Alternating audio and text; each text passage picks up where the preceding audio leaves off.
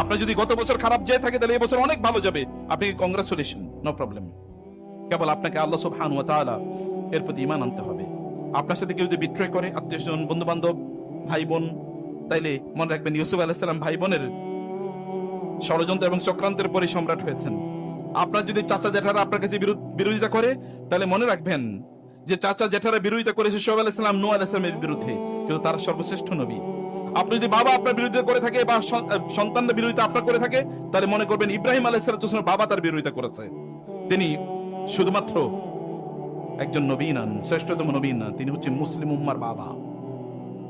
মিল্লাতা আবিকুম ইব্রাহিম, তোমাদের জাতির পিতা তিনি। তিনি হুয়া সাম্মাকুমুল মুসলিমিন, তিনি তোমাদের নাম রাখছেন মুসলিম। আমরা মুসলিম, এটা নাম রাখছেন কে?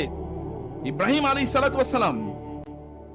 আপনি যদি আপনার ঘর থেকে, আপনার এলাকা থেকে বিচ্যুত হয়ে থাকেন, আপনাকে দেশ থেকে তাড়িয়ে দেওয়া হয়েছে, তাহলে মনে রাখবেন এই দেশের মালিক আপনি হবেন। রাসূলুল্লাহ সাল্লাল্লাহু আলাইহি ওয়াসাল্লামকে ওরা দেশ থেকে তাড়িয়ে দিয়েছিল, মদিনায় গিয়ে তিনি হয়েছেন প্রেসিডেন্ট। তার 8 বছর পরে মক্কাবাসীরা তাকে স্বাগত জানিয়েছে, মক্কা তার কাছে আত্মসমর্পণ করেছে। এটা ন্যাচারাল হিস্ট্রি, এরকমই ঘটে। কেবল আপনাকে সত্যপন্থী হওয়া লাগবে, কেবল আপনাকে হকের পথে, সত্যের পথে থাকতে হবে, এতটুকুই।